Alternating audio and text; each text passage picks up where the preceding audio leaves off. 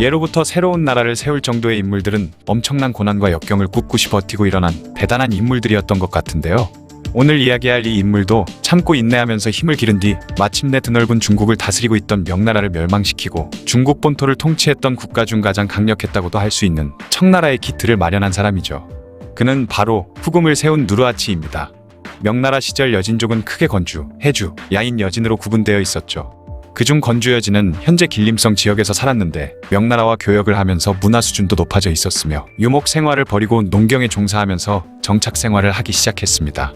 해서 여진은 과거 금나라의 직계 후손으로 현재의 흥룡 강성 쪽에 살고 있었고, 야인 여진은 송화강 북쪽에서 살고 있었는데 명나라로부터 멀리 떨어져 있기도 했고 수렵과 채집에 종사하면서 살았기 때문에 여진 부족 중 가장 미개한 부족으로 취급받기도 했죠.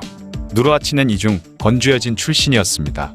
누르하치의 할아버지와 아버지는 여진족이었지만 명나라에 복속되어 있었죠. 당시 명나라는 과거의 금나라를 세운 와나나 골타 같은 인물이 등장해 여진족을 통합한 뒤 명나라를 위협하는 걸 가장 두려워했기 때문에 여진족이 단결되지 못하도록 계속 분열시키고 서로 싸움을 붙이는 분열 정책을 썼습니다. 또한 여진에 어느 정도 힘을 보태주면서 과거 원나라를 세웠던 몽골족을 견제하려고도 했었죠. 이러한 명나라의 정책들로 인해 여진족은 오랜 기간 동안 서로 분열되어 세력을 키우지 못하고 있었지만 명나라에서 연달아 암군이 즉위하면서 여진도 조금씩 세력을 넓히고 있었습니다. 그런데 당시 요동 지역을 다스리고 있던 인물은 명나라의 장수인 이성량이라는 인물이었는데요. 그는 요동왕이라는 별명이 있었을 정도로 경제적, 정치적으로 여진족들에게 엄청난 영향력을 행사하고 있었죠. 참고로 이 이성량의 아들이 바로 임진왜란 때 조선에 파견된 이여송입니다. 당시 누르하치의 할아버지 기호찬가와 아버지 탁신은 이성량의 부하가 되어 부족의 명맥을 이어나가고 있었죠. 또한 이성량의 명령으로 같은 여진족을 토벌하기도 하면서 명나라로부터 관직을 받기도 했습니다. 누르하치는 탁시의 장남으로 태어났는데 어릴 적부터 기골이 장대했다고 하죠. 누르하치라는 이름은 여진어로 멧돼지 가죽이라는 의미인데요. 누르하치가 멧돼지 가죽만큼 질기고 그만큼 뜨거움과 차가움을 잘 이겨내라는 의미로 할아버지 기호찬가가 지어준 이름이었죠. 또한 누르하치는 어릴 적부터 글을 배워 문맹도 아니었고 여진족으로서 필수였던 말타기와 무예도 열심히 익혔습니다. 그가 어느 정도 나이가 찼을 때 아버지는 가축 몇 마리와 노비 몇 명을 주면서 그를 분가시켰죠. 이때 누르하치는 약초와 산삼을 캐서 파는 10만이 노릇으로 생계를 이어나갔고 만주뿐만 아니라 명나라를 떠돌면서 중국어와 몽골어까지 익혔습니다. 이후 이런 10만이 노릇의 실증이 난 그는 이성량의 부하로 입대하는데 여러 언어를 사용하고 글도 터득했으며 말도 잘 타고 활도 잘 쏘다보니 금방 이성량의 눈에 들어 빠른 속도로 승진했으며 이후엔 이성량의 양아들이라는 소문도 퍼질 만큼 그와 사이가 좋았죠. 그러다 누르하치가 24세가 되던 1583년 자신의 인생이 뒤바뀌는 큰 사건이 발생하는데요. 당시 여진 부족 중 추장 한 명인 아타이 장긴이 반란을 일으킨 것이었습니다. 이에 이성량은 곧장 반란 진압에 나섰고 누르하치의 할아버지 기호찬가와 아버지 탁시도 이 전투에 투입된 것이죠. 그런데 아타이 장긴의 아내가 가오찬가의 손녀였기에 기호찬가와 탁시는 아타이 장긴에게 항복을 권유하기 위해 반란군이 점거한 성안으로 들어가게 된 것입니다. 그러나 아타이 장긴은 그들을 포로로 붙잡아 버렸는데 동시에 이성량의 화공을 구사해 교찬가는 불에 타 죽었으며 탁시는 성으로 진입한 명나라 군사들이 반란군으로 오인해 그를 죽여버리고 말았던 것이죠. 누르하치의 할아버지와 아버지는 명나라를 위해 싸웠지만 명나라 군사에 의해 개죽임 당하고 말았던 것입니다. 이에 이성량은 누르하치에게 보상으로 30통의 칙서와 30필의 말을 내주었고 누르하치를 좌위 지휘사로 승진시켜주었죠. 그리고 그는 자신의 가문의 우두머리가 되었습니다. 이때 받은 것들은 훗날 누르하치가 군사를 일으킬 때 군자금으로 사용되죠. 또한 누르하치는 이때부터 명나라의 복수심을 불태우기 시작했지만 그에게는 아직 명나라의 맞서림이 없었기 때문에 원한을 품고서 언젠가 힘을 키워 명나라의 복수할 날만 기다리고 있었습니다. 누르하치는 자신의 일족을 거느리고 무슨동 쪽으로 거처를 옮겨 살았는데 이때 할아버지와 아버지의 목숨값으로 받은 것으로 병력을 모아 모든 친족의 반발을 진압하고 이들에게 충성을 맹세받았죠. 그 이후 누르하치는 자신을 견제하려 모인 여진의 여러 부족 연합군을 격파해버렸고 자신의 세력을 더욱 넓혔으며 할아버지와 아버지가 죽는데 결정적인 역할을 했던 원수 니칸 와이란도 참수하면서 원수를 갚았습니다. 그렇게 1587년에는 철진부, 이듬해에는 와남부까지 복속시키면서 불과 100여 명의 병력을 가졌을 뿐이었던 누르하치는 단 5년 만에 1만 5천 명의 병력을 가지게 되었고 1589년에는 건주여진 전체의 지도자가 되었죠. 누르하치의 엄청난 성장에 놀란 이성량은 그를 명나라에 순응하게 하기 위해서 용호장군이라는 높은 관직을 내렸습니다.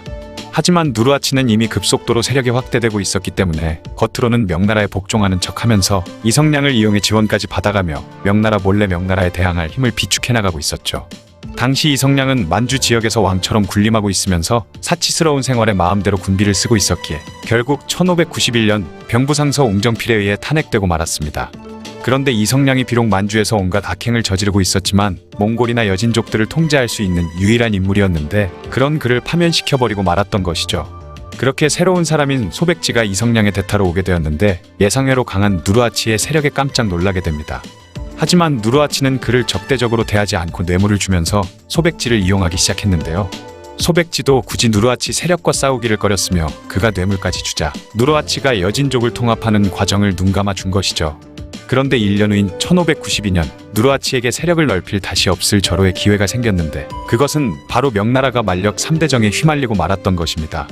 1592년 몽골 지역에서 일어났던 보바이의 난과 1592년에 조선에서 발발한 임진왜란 그리고 1597년에 발생한 양응룡의 반란을 명나라 만력제 시절에 일어났었기 때문에 만력 3대정이라 하죠. 조선에 원군을 보내고 반란을 진압한다고 정신이 없어진 명나라 조정은 여진족에 대해 신경 쓸 여력이 전혀 없었습니다. 이 틈을 타 누르하치는 명나라의 시선을 신경 쓰지 않은 채 전력을 다해 여진족들을 통합하기 시작했으며 결국 1599년에는 해서여진의 하다부족까지 복속시켰고 1606년에 누르하치는 수로쿤두런 한에 등극했죠. 뒤이어 1607년에는 후이부족, 1613년에는 우라부족 등을 병합하면서 야인여진을 제외한 거의 모든 여진족들을 통합하는 데 성공했죠. 이후 그는 1616년 허투알라에서 금나라의 뒤를 잇는다는 의미로 대금을 국호로 해 나라를 세웠습니다. 또한 여진이라는 이름도 만주로 바꾸었고 만주문자도 만들었으며 팔기군 제도를 제정했죠. 팔기군 제도는 군사를 8가지 색으로 구분했는데 모든 만주족은 8개의 기 중 하나에 소속되었으며 평상시에는 조세, 행정 등의 여러 업무를 하고 있다가 전쟁이 나면 군대로 편성되는 유목민 특유의 조직이었습니다. 그리고 누르하치는 7가지의 하늘에 고하고 명나라의 정식으로 선전포고했죠. 이 7대안 중 첫 번째로 명나라 군사에 의해 할아버지와 아버지가 죽은 것을 가장 큰 원한으로 삼았습니다. 당시 명나라는 누르하치를 견제하기 위해 최대 강적이던 해서여진의 예어부족을 지원하고 있었기 때문에 누르하치는 예어부족과 명나라와의 전면전은 불가피했었죠. 1618년 누르하치는 군사 2만 명을 거느리고 명나라의 변경지에 있던 무순이라는 지역을 급습하면서 그렇게 명나라에 대한 첫 번째 공격을 감행했습니다. 당시 무순의 성주는 이영방이라는 사람이었는데 그는 누르하치가 이성량의 밑에 있던 시절부터 친분이 있었던 덕에 이영방은 별다른 저항 없이 누르하치에게 투항했죠. 그렇게 무순이 누르하치의 손에 넘어갔습니다. 여기서 한족 선비인 법문정이라는 인물을 얻게 되는데요. 일설에 의하면 법문정의 집안은 영모에 휘말려 만주로 귀향을 온 처지였는데 이후 명나라를 증오하며 누르하치를 도와 출세를 하겠다고 결심한 인물이었죠. 또한 법문정은 누르하치부터 강희제까지 4명의 황제를 섬기면서 여러 계책을 내놓았고 후금이 큰 제국이 되는데 엄청난 역할을 했습니다. 심지어 중국에서 법문정은 제갈량, 강태공, 관중, 장량과 견줄 수 있는 책략가로 묘사되기도 한다고 하죠. 어쨌든 1619년 4월 명나라는 누르하치 세력이 더 강대해지기 전에 토벌해버리기로 결심하고 임진왜란에도 출정한 적이 있던 양호를 총대장으로 삼아 명나라 전체에서 박박 긁어모은 10만여 명의 병력으로 후금의 수도인 허투알라를 공격하려고 했습니다. 이때 후금의 병력은 고작 6만 명 정도였는데 심지어 주력이라 할 수 있는 기병은 1만 명에 불과했죠. 총사령관 양호는 군대를 4개로 나누어 적진으로 쳐들어간 다음 허투알라 앞에서 합류해 허투알라를 포위 공격하려는 작전을 짜고 그렇게 자신은 심양에서 4개로 나눈 군사의 총지휘를 하려고 했습니다.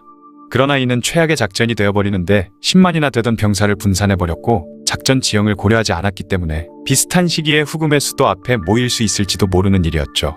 게다가 4개의 부대가 따로따로 집결지에 도착하게 되면 후금군에 의해 각계격파를 당하기도 딱 좋았기 때문에 집결지를 허투알라 앞으로 선택한 것부터 문제가 있었던 것입니다.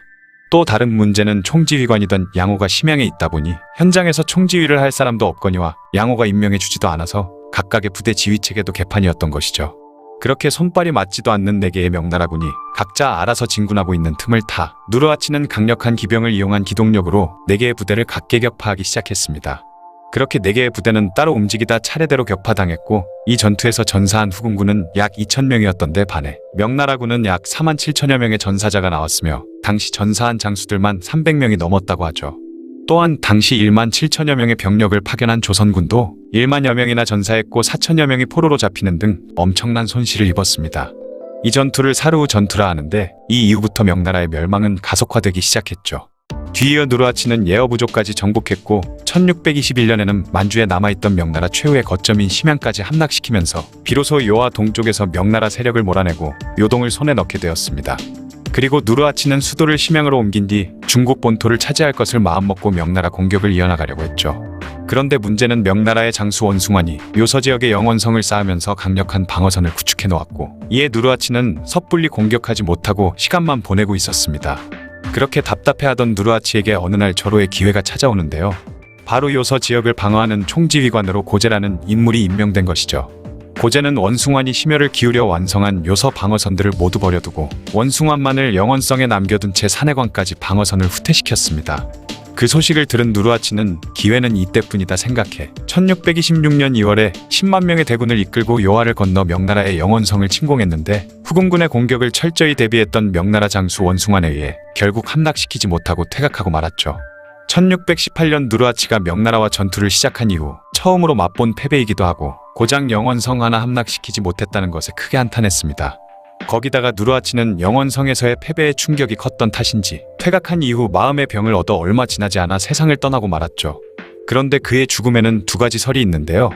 한 가지는 충격을 먹고 마음의 병이 생겨 시름시름 앓다가 세상을 떠난 것이고, 다른 하나는 영원성 전투에서 홍위포를 맞아 부상당했고 이후 부상이 악화되어 사망했다는 설이었습니다.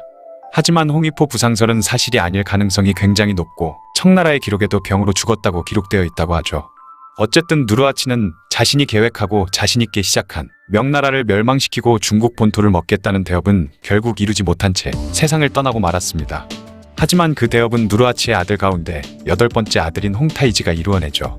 오랫동안 수많은 역경을 이겨내고 명나라의 정책에 따라 분열되어 있던 여진족을 통합한 뒤 마침내 넓은 중국 대륙을 차지할 수 있는 기반을 닦았던 누르하치에 대한 이야기였습니다. 분열되어 있던 여진을 통합하고 후금을 세운 누르하치에게는 수많은 자식들이 있었는데요. 그중 적장자였던 추에는 여러 중책도 맡고 많은 군공도 쌓았는데, 아버지의 부하들 그리고 다른 형제들과 사이가 나빴기 때문에 후계자로까지 지정되었었지만 모든 권력을 잃었고, 이후 자신이 누르하치의 뒤를 잇기 위해 아버지를 저주한 것이 발각되어 결국 처형되고 말았죠. 그 이후 둘째 아들 다이샨이 유력한 후계자가 되었지만 아버지 누르하치의 부인이던 여자와 간통을 했다는 의심을 받아 결국 후계자 자리에서 멀어지고 말았습니다. 그렇게 누르하치의 8번째 아들 홍타이지가 다음 후금의 한으로 등극하게 되었죠. 오늘은 청나라를 세우고 조선을 침략해 정묘호란, 병자호란을 일으킨 인물 홍타이지에 대한 이야기입니다. 1592년 11월 28일에 누르하치의 8번째 아들로 태어난 그는 22살의 나이에 8기군 중 정백기를 관할하는 버일러가 되었고, 그렇게 아버지를 따라 수많은 전쟁터에서 전공을 세웠었죠.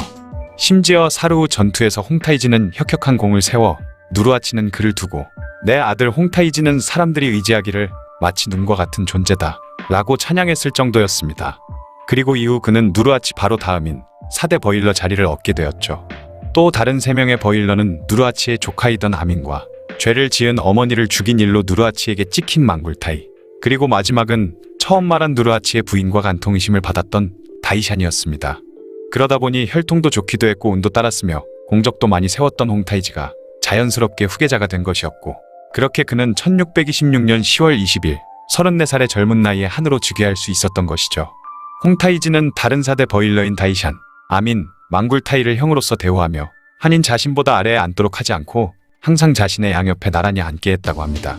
한편 누르하치가 아직 죽지 않고 후금을 다스리고 있던 시절 조선의 왕은 광해군이었는데요.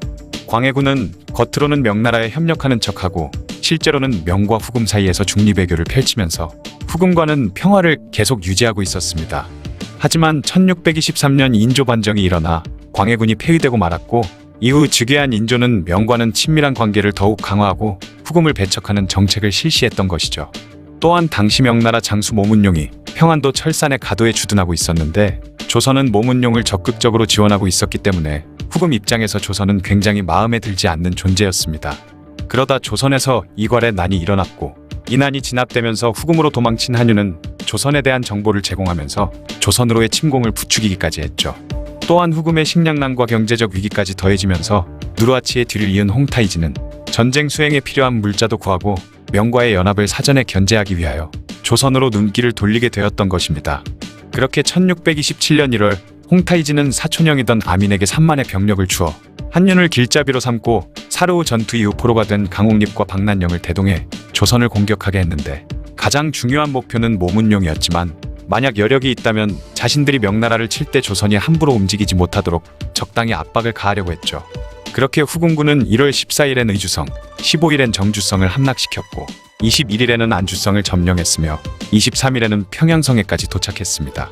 조선군도 후궁군에 맞서 열심히 싸웠지만 후퇴를 거듭하자 결국 인조는 강화도로 피신했고 소현세자는 전주로 내려가 분조활동을 했죠. 당시 후궁군은 조선을 완전히 정복할 마음까지는 없거니와 속전속결로 끝내려 한 전쟁이 장기전의 양상을 띠자 조선과 교섭을 시도하게 되는데요. 후금은 명나라의 연호인 1000개를 쓰지 말 것, 그리고 왕자를 인질로 보낼 것 등을 조건으로 내세웠죠. 그러자 나라가 망해도 명과의 국교 단절은 안 된다라는 신하들의 뜻에 따라 조선은 명과 국교를 단절하지 않은 채 후금과 형제의 관계를 맺고, 후금군은 즉시 철수할 것과 다시 압록강을 넘어오지 말 것을 조건으로 하는 조약을 맺었으며, 조선은 종실인 원창군을 인조의 동생으로 속여 후금의 인질로 보내고, 그렇게 후금군도 철수하면서 정묘호란이 끝을 맺게 되었죠. 이때 후금은 조선과의 관계를 정확하게 하면서 명나라나 다른 곳과 전쟁을 치를 때 신경 쓰이던 조선의 위협을 어느 정도 떨쳐낼 수 있었습니다. 그는 누르하치와 다르게 명나라 한족에 대한 탄압을 하지 않고 그들을 중용하기 시작했는데, 유학을 장려했으며 과거 제도를 도입해 더 많은 인재들을 영입했죠. 또한 명나라의 제도인 육부를 만들었고 법률 등 명나라식 중앙집권화를 실시해 8기의 버일러들이 수행하던 국가 통치 시스템을 잠식해 나가면서 자신의 황권을 강화했습니다. 또한 유목민의 풍습이던 형사치수제와 순장, 순사를 엄금했고 만약 이를 어길 시 엄벌에 처하도록 했죠. 농업과 무역을 장려해 경제 성장에도 신경을 썼습니다.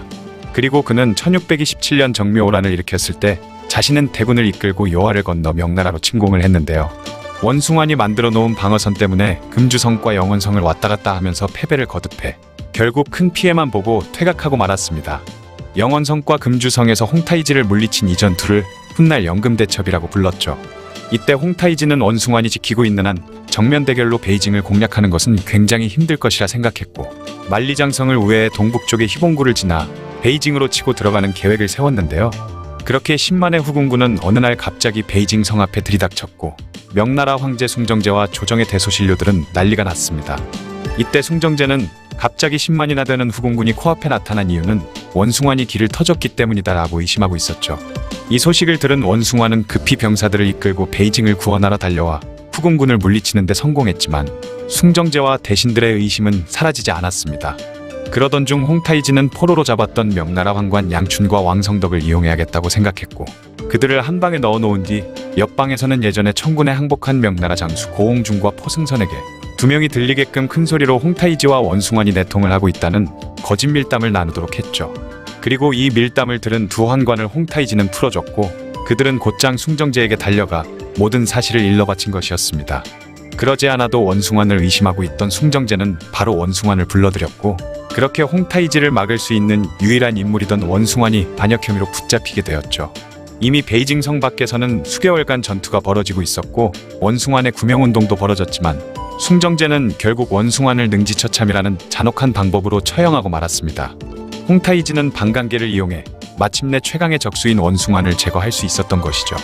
1635년 9월엔 도르곤, 요토, 사하련, 호오거 등에게 병사를 줘 내몽골을 평정하고 원나라 잔여 세력이던 차하르 몽골까지 정복하여 몽골 제국 칸의 권위를 상징하는 대원 전국이라는 이름의 금으로 만든 도장을 받으면서 명목상 칭기스칸의 후예인 몽골의 대칸에 오르게 됩니다. 또한 홍타이지는 주션이라는 이름을 없애고 만주라는 이름을 사용하도록 선포했으며 1636년 4월에는 국호를 대금에서 대청으로 고쳤고 자신은 만주족의 아니자 한족의 황제이자 몽골족의 대칸이 되었죠. 그리고 홍타이지는 성대한 즉위식을 거행했는데 청나라의 문무백관들과 각국의 사신들 등 거기 있던 모든 사람들이 홍타이지에게 고개를 숙이며 절을 할 때 유일하게 조선 사신으로 간 나덕헌과 이왕만 오랑캐에게 머리를 조아릴 수 없고 명나라 황제 외에 다른 황제를 섬길 수 없다며 고개를 빳빳이 들고 그냥 서 있었던 것입니다. 그러자 홍타이지는 조선 사신들을 죽지 않을 정도로 두들겨 패버린 뒤 스스로 죄를 깨우쳤다면 왕자를 볼모로 보내라는 내용의 국서를 사신들에게 준 뒤 조선으로 돌려보냈죠. 하지만 이 국서를 인조에게 전달하기 두려웠던 사신들은 국서를 그냥 버려버렸습니다. 그러자 결국 그해 11월 홍타이지는 12만 8천여 명의 대군을 거느리고 조선을 침공해 병자호란이 일어났죠. 청군은 전쟁이 일어나고 5일 만에 한양을 점령해버렸고 인조와 대신들은 남한산성에 고립되고 말았습니다. 그리고 나서 홍타이지는 인조의 동생과 대신 중 한 명을 인질로 요구했지만 여전히 분위기 파악이 안 되던 인조와 조정 대신들은 정묘호란 때와 마찬가지로 이번에도 가짜 동생과 가짜 대신을 보냈죠. 하지만 곧 들통나고 말았고 이에 분노한 홍타이지는 왕이 직접 나오라고 요구했습니다. 이에 인조는 직접 남한산성 문을 열고 나와 홍타이지 앞에서 3번 절하고 9번 머리를 조아린다는 뜻의 300오 해 신하의 예를 보일 수밖에 없었죠. 홍타이지는 오래전부터 명나라를 멸망시키는 것은 큰 나무를 베는 것과 같아서 먼저 양쪽을 도끼로 패고 나면 큰 나무는 스스로 넘어갈 것이라 했다고 합니다. 지금 나무의 양쪽은 몽골과 조선이었으니 명나라에 대한 공격만 남은 셈이었죠. 그리고 이듬해인 1638년에는 드디어 명나라 내부 깊숙이 쳐들어가 산동성 제남을 공략했고 1641년에는 명나라와의 결전인 송산전투에서 홍승주의 14만 대군을 전멸시켜버렸으며 이후로도 요서 지역의 요새와 거점들은 청군에 의해 우후죽순으로 함락되고 말았습니다. 여러 관료들은 홍타이지에게 북경을 직접 공격할 것을 주장했지만 홍타이지는 무리해서 산해관이나 북경을 공략할 의도가 없었기 때문에 가능하다면 명나라와 화의를 맺고 내부의 문제를 우선적으로 해결하려 했죠. 그러던 1643년 9월 중원 진출의 기회를 노리고 있던 홍타이지는 갑자기 사망하게 되었는데요. 사실 홍타이지는 송산전투에서 군을 지휘할 때 코피를 심하게 흘렸는데 이때부터 건강은 점점 악화되었고 그렇게 급작스레 뇌출혈로 세상을 떠나고 만 것이죠. 이후 홍타이지의 아들 아이신기호로 풀리니 5살의 어린 나이에 황제로 즉위했고 그러다 보니 초기 7년 동안은 숙부인 예친왕 도르곤이 섭정왕이 되어 청나라를 다스렸습니다. 누르하치, 홍타이지가 청나라의 기반을 다지고 발전시켰지만 그들의 재위 기간 동안 청나라는 만리장성 너머에 있는 북방 민족 국가에 불과했죠. 그랬던 청나라를 중원의 제국으로 만든 것은 다름 아닌 이 섭정왕 도르곤이었습니다. 우리나라 입장에서는 정묘호란과 병자호란을 일으켜 엄청난 피해를 끼치고 이후로도 조공이라는 명목으로 조선을 수탈한 침략자 홍타이지에 대한 이야기였습니다. 분열되어 있던 여진족을 통합하고 후금을 세운 누르하치와 몽골과 조선을 복속시킨 뒤 명나라를 멸망시키기 직전까지 갔던 청나라를 세운 홍타이지. 둘 다 뛰어난 인물이긴 했지만 넓은 중국 땅을 완전히 굴복시키진 못하고 있었습니다. 홍타이지 뒤를 이은 황제는 바로 그의 아들 아이신기호로 풀린으로 5살의 어린 나이에 황제에 즉위하다 보니 당시 최고의 권력을 가지고 있던 숙부 예친왕 도르곤이 섭정왕이 되어 청나라를 다스렸죠. 이 도르곤은 마침내 명나라의 베이징을 함락시키고 청나라를 중원의 제국으로 만들었습니다. 하지만 그는 젊은 나이에 요절하고 말았고 죽은 후에도 부관참시를 당하는 수모를 겪었어야 했는데요. 오늘은 이 도르곤에 대한 이야기를 해볼까 합니다. 그는 1612년 11월 17일 누르하치의 14번째 아들로 태어났죠. 그의 어머니는 누르하치의 3번째 정실, 울라나라 씨였습니다. 어린 나이에 시집을 와 누르하치의 총애를 받았으며 그녀와 낳은 자식인 도르곤과 다른 형제들 역시 누르하치에게 사랑을 듬뿍 받았다고 하죠. 그런데 그가 15살밖에 되지 않았던 1626년 아버지 누르하치가 명나라의 영원성 공격을 실패하고 얼마 지나지 않아 세상을 떠나버리고 말았고 이복형이던 홍타이지가 다음 안이 되었습니다. 그러자 홍타이지와 다른 버일러들은 도르곤의 어머니였던 울라나라 씨에게 누르하치의 뒤를 따를 것을 강요해 결국 순장되고 말았고 그렇게 도르곤과 형 아지거, 동생 도도는 졸지의 부모를 모두 잃고 말았죠. 그러나 홍타이지는 그들을 버리지는 않았고 모두 버일러에 봉해주었습니다. 1628년이 되자 홍타이지는 군사를 일으켜 몽골의 차하르를 공격했는데 이때 17세가 된 도르곤도 출진하게 되었죠.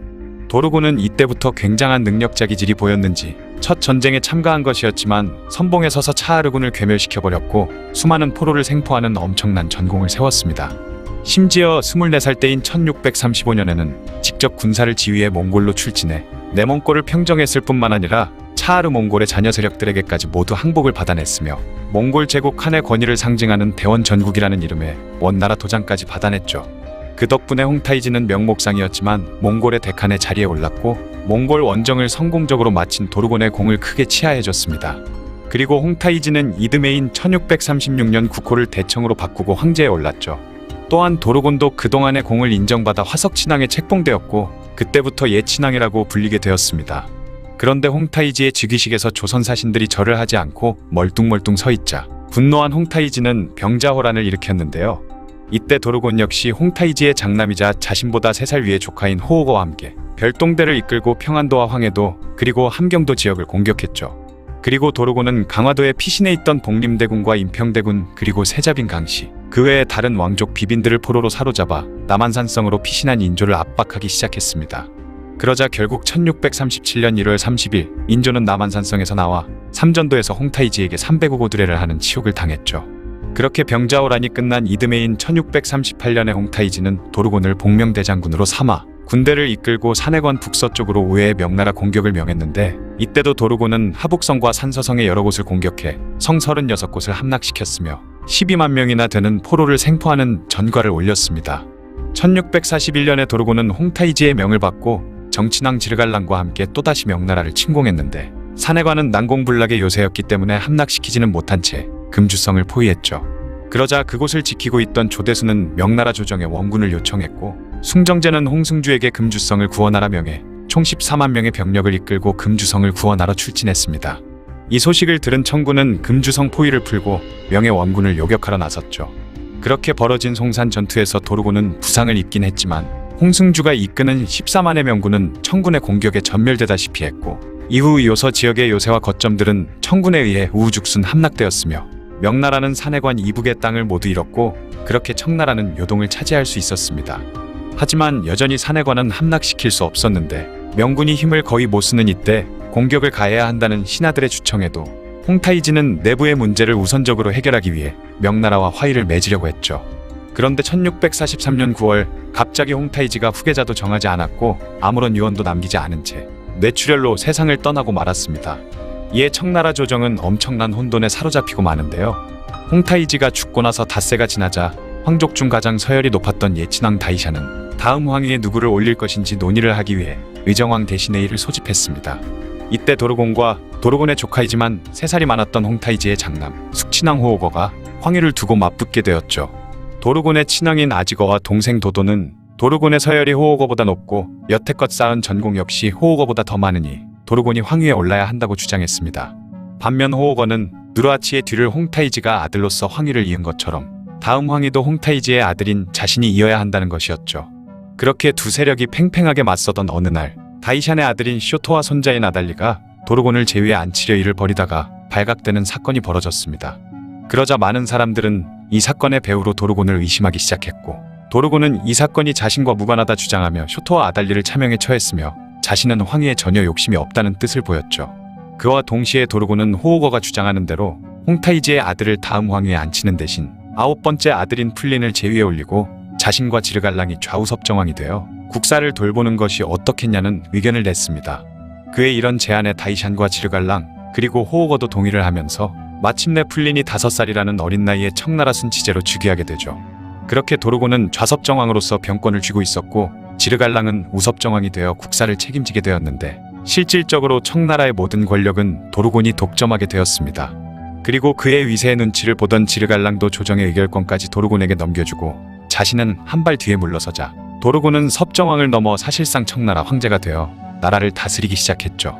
그렇게 그가 최고 권력자가 되고 1년 후인 1644년 4월 호오거의 부하였던 하라케라는 사람이 어느 날 도르곤을 찾아와 호오거가 도르곤을 죽인 뒤 자신이 섭정왕이 될 것이라고 모함하는 일이 일어났습니다. 그러자 과거 황위 계승을 두고 티격태격한 사이인 호오거였기에 곧바로 그를 체포하라는 명령을 내렸고 숙친왕이라는 자기까지 박탈해버린 뒤 감옥에 가두었으며 그를 따르던 부하들까지 모조리 처형시켜버렸죠. 이후 호오거는 다시 숙친왕 자기를 돌려받지만 다시 죄를 받아 또다시 자기를 박탈당한 채 연금당하고 말았고 훗날 연금이 풀리지 않은 채 결국 사망하고 말았습니다. 호오거가 세상을 떠나자 도르곤은 호오거의 아내를 자신의 첩으로 취하기까지 했죠. 또한 자신에게 대항하고 반항하던 이들을 차례대로 숙청해 나갔고 그는 무소불위의 권력을 손에 얻게 되었습니다. 한편 명나라의 명운도 점점 기울고 있었는데요. 이자성이라는 사람이 농민반란을 일으켜 여러 성들을 함락시켰고 마침내 명나라 수도인 북경까지 들이닥친 것이죠.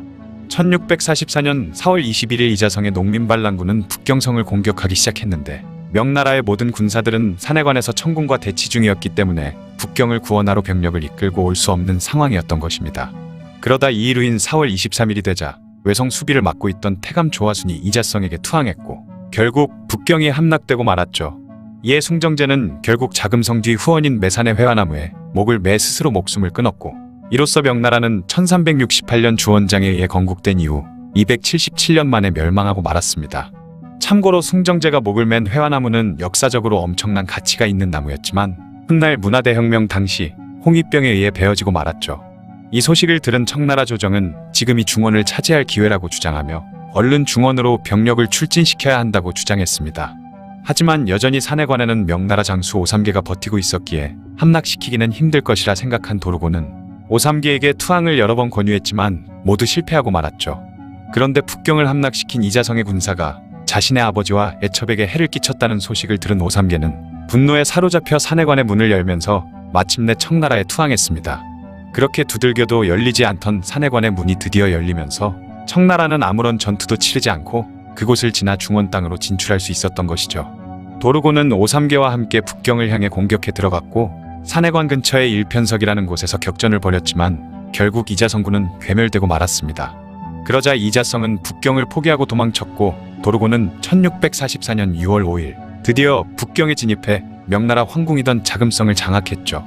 이후 스스로 목숨을 끊은 숭정제의 장례를 후하게 치러주었고 곧바로 청나라 수도를 북경으로 천도하는 작업을 서두르기 시작했습니다. 그렇게 10월이 되자 도르고는 청황제인 순치제와 황족들을 북경에서 맞이하면서 북경이 청나라의 수도가 되었죠. 그리고 다음 달엔 자금성에서 순치제의 즉위식을 다시 한번 치렀고 이때 순치제는 도르곤의 공적이 고대 중국의 주공단과 같다며 크게 치하해주면서 도르곤의 칭호를 섭정왕에서 숙부섭정왕으로 올려주었습니다. 하지만 이것도 성에 안 찼는지 도르곤은 이듬해인 1645년에 자신에게 올리는 모든 문서에 황숙부섭정왕이라고 적게 하면서 스스로를 치켜세우기 시작했죠. 한편 청나라가 명나라의 수도 북경을 차지하긴 했지만 여전히 대륙 남쪽에는 명나라에 충성하는 사람들이 건재했는데요. 이들을 두고만 볼 수 없었던 도르고는 여러 장수들을 남쪽으로 파견해 명나라의 잔당들의 씨를 말리게 하는 한편 친동생인 도도에게는 남경의 공략을 명했죠. 그렇게 결국 1645년 4월엔 남경까지 함락되었는데 문제는 총사령관 도도가 청나라에 항거했던 사람들은 백성들까지 모두 처형시키라는 도륙령을 내렸던 것입니다. 그렇게 양주 대학살이 벌어지게 되었고 10일에 걸쳐 학살된 명나라 사람은 무려 80만 명에 달했다고 하죠. 어느 정도 명나라 잔당들이 소탕된 이후 도르고는 모든 한족 사람들에게 변발을 할 것을 명했는데 이를 거부할 시 극형에 처할 것이라고 했습니다. 하지만 한족들은 효경의 구절을 들어 극렬히 반대하고 나섰죠. 그러자 도르고는 명나라에서 항복해온 장수들을 시켜 이 명령을 반대하는 백성들을 무자비하게 탄압해버렸습니다. 그러다 보니 청나라에 대한 한족의 적개심을 더욱 키우는 결과를 가져왔고 이는 곧 반청복명 운동으로 이어지기도 했으며 일부 한족 지식층은 산속 깊숙이 들어가 은거생활을 하기까지 했죠. 그렇게 안팎으로 거의 모든 문제들을 해결한 도르고는 1647년에는 지르갈락마저 보정수광 자리에서 끌어내려버렸고 자신의 동생 도도를 황숙보정왕에 앉히는 등 청나라 전체를 완벽하게 장악했습니다. 이후 자신을 황부섭정왕이라고 칭하기 시작했으며 심지어 신하들은 도르곤을 직접 마주하여 말 한마디 꺼내기도 두려워했고 그가 어디 갔다가 돌아올 땐 문무백관이 정렬하여 마중했는데 이 모습은 마치 황제를 보는 것 같았다고 하죠. 사실 도르고는 마음만 먹으면 반란을 일으켜 얼마든지 황제에 오를 수 있었는데요. 심지어 당시에도 도르곤이 반란을 일으키지 않은 것을 이상하게 여기는 사람도 있었다고 하죠. 하지만 그가 황위를 찬탈하지 않은 그럴 만한 이유도 있었습니다. 특이하게도 그는 25년간 정실 부인을 비롯해 수많은 첩을 거느렸음에도 자식이 단 한 명도 없었는데 그가 죽기 몇 달 전에 조선인 첩에게 겨우 딸 하나를 얻었다고 하죠. 그래서 동생인 도도의 셋째 아들 도르고를 양자로 들였다고 합니다. 그러다 보니 훗날 학자들은 도르곤에게 아들이 없었다는 점을 조정의 피바람을 일으키면서까지 굳이 황제가 되려 하지 않았던 결정적인 이유로 꼽고 있긴 하죠. 자신이 황제가 되더라도 훗날 물려줄 아들이 없었던 것입니다. 또한 도르고는 조선인 여자와 결혼하기를 원했다고 하는데요. 그래서 1650년에 도르고는 효종의 딸과 혼인하기를 원했지만 과거 자신이 비참한 볼모 생활을 했던 청나라로 딸을 보내기 싫었던 효종은 딸들이 전부 아직 어리다며 보내지 않았다고 하죠. 사실 당시 효종의 딸 수강공주는 15살, 숙명공주는 11살이었기 때문에 혼인을 해도 되었을 나이지만 도르곤에게 딸이 아직 2살이라며 뻥쳤다고 합니다. 뿐만 아니라 조카였던 소현세자의 딸들도 다들 어리거나 이미 혼인을 했다는 거짓말을 해 도르곤에게 보내지 않았다고 하죠. 그렇게 자꾸 거절만 하다 보니 조선조정은 점점 눈치가 보이기 시작했고 난처해지기 시작하던 차에 금림군 이계윤이 자신의 딸 이해숙을 도르곤에게 보내기로 결정했습니다. 효종은 금림군의 딸을 양녀로 삼아 의순공주로 책봉해 청나라로 보내게 되었죠. 그러자 당시 조선에서는 2번에 걸친 호란으로 인해 청나라에 대한 감정이 좋지 않았기 때문에 수많은 사람들은 청나라에서 보내주는 돈을 노리고 딸을 팔아넘겼다며 금림군에게 엄청난 욕을 하기도 했습니다.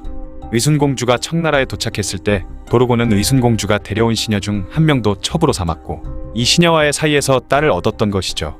하지만 당시 도르곤의 건강 상태는 나날이 악화되고 있었는데요. 과거 송산성과 금주성 전투에서 부상을 입었던 것이 사실상 황제로서 청나라 통치에 전념하느라 건강을 회복할 시간이 없었기 때문에 상태는 나날이 악화되었으며 심지어는 자주 각혈을 하고 중풍까지 앓았던 것입니다.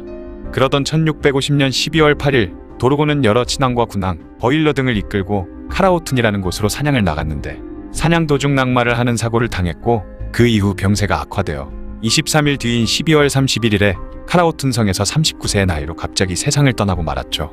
이에 순치제는 도르곤의 죽음을 애도하며 황제의 격에 맞춰 그의 장례를 치러주었습니다. 또한 도르곤을 따르던 신하들은 그를 황제에 추승해야 한다고 주장했고 힘이 없던 순치제는 그를 황제로 추승하기까지 했죠. 하지만 도르곤이 사망하고 한 달 반이 지난 어느 날 도르곤을 따르던 부하들이 그의 형인 영친왕 아지거를 새로운 섭정왕으로 모시고 자신들은 조정의 요직을 차지하려고 했다가 발각되는 사건이 벌어졌습니다. 이에 도르곤에 의해 실각되었던 지르갈랑은 도르곤에 반대하던 세력들을 규합해 이 사건에 관련된 도르곤 부하들을 모조리 처형시켜버렸고 그의 형 아지거는 스스로 목숨을 끊었죠. 또한 지르갈랑은 순치제에게 도르곤이 섭정왕일 때 전행을 휘두르고 황제만 입을 수 있었던 황포를 수시로 입었으며 순치제의 이복형 호오거를 모함해 죽음으로 몰았고 심지어 호오거의 아내를 첩으로 취했다는 등 도르곤의 부정에 대한 상소를 올렸습니다. 그러자 격노한 순치제는 도르곤의 묘호와 시호 등 모든 것을 박탈했고 족보에서도 그의 이름을 파내어버렸으며 그의 무덤을 파헤쳐 그의 시신을 황야에다 버린 뒤 시체를 몽둥이로 두들겨 패는 형벌을 내렸죠. 그것으로도 부족했는지 도르곤 시신의 머리를 잘라 각 지역에 돌려 효수하게 하는 등 과거 자신이 허수아비 황제 시절 때 당했던 수모를 갚아주는 듯 했습니다. 이후로 제위에 오른 청나라 황제들은 섭정왕이라는 직위를 암묵적으로 꺼리게 되면서 거의 사용하지 않았고 청나라 사람들은 그를 역적의 대명사로 생각했다고 하죠. 그 뒤에 도르곤은 1778년 걸륭제 시절이 되어서야 다시 예충친왕으로 추중될 수 있었습니다. 누르하치, 홍타이지는 청나라의 기반을 다지고 발전시켰다 하더라도 그때까지만 해도 변방의 민족 국가에 불과했지만 마침내 도르곤은 만리장성을 돌파해 비로소 청나라는 중국 넓은 대륙을 다스리게 되었죠. 이것만 봐도 대단한 업적을 남겼지만 결국 부관참시되는 수모를 겪었던 인물 아이신기호로 도르곤에 대한 이야기였습니다.